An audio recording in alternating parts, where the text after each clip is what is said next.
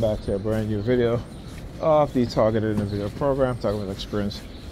So I'm waiting for my cane, my new cane. Amazon was supposed to deliver it.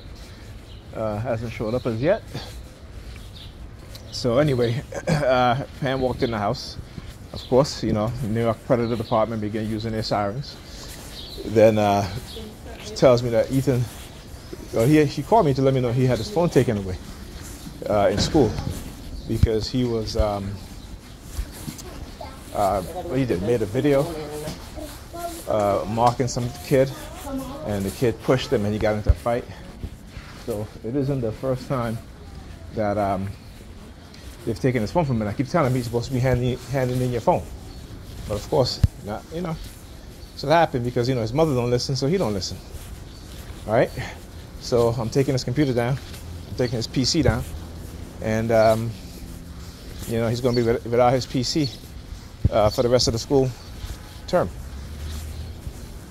All right? So, you know, Predator Department, as I just said. Oh, what the heck is that? Look at that shit. What the hell is that? Look at that. That is one big bug or whatever. Look, look, look, look. And it's following me. Whew. Oh, it's two. Oh, it looked like two bugs or whatever. Two flying bugs. Anyhow, so she comes and she's like, Ethan, go get the cord for your computer. I said, no, his computer's coming down. No, it's symbolic that he hands me the cord. I'm like, what you mean it's symbolic? Oh, well, I've been talking to the principal. I said, listen, y'all in y'all religious bullshit, you got to get the fuck out of here with that shit. Okay? Symbolic. Symbolic. Right? Sound like these white people in the damn government giving us symbolism. It's symbolic. Right? Symbolic, and don't do shit. Right? Because we've been conditioned with symbolism and fake false gestures. You know, hanging the carrot, dangling the carrot in front of Ado's American eyes about reparation, right? Everything that they do is symbolism. Well, let's do a study. It's symbolic that we do a study. This is the shit that they teach us in the church, right? And again, all these gatekeepers, they keep the vast majority of us in that mindset, right? Like I said, religious people are the most morally corrupt people on the planet, right? Because of their religion, they think they're better than everybody else.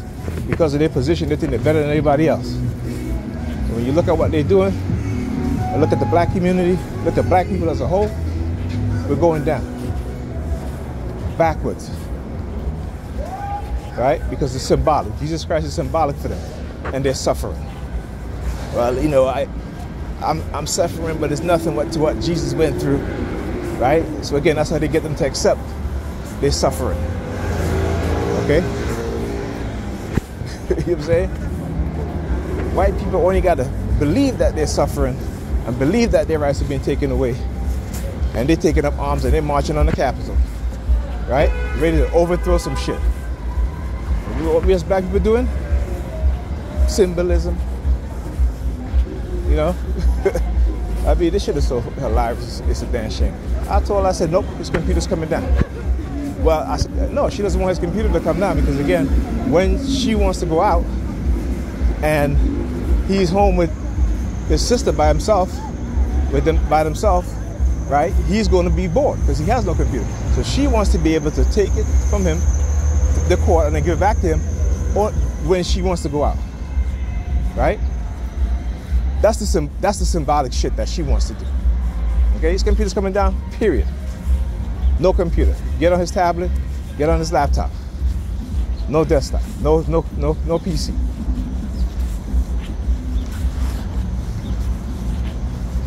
All right, and then look at me talking about I don't listen. I'm looking at her like, I don't listen. You know what I'm saying? Like, here are these women who don't listen at all, don't pay attention, right? And I ain't even show you guys how her apartment look now since I cleaned it. Okay? She's not concerned about that shit at all. What she's concerned about is packing her suitcase for her trip to Amsterdam. That's what she's more concerned about.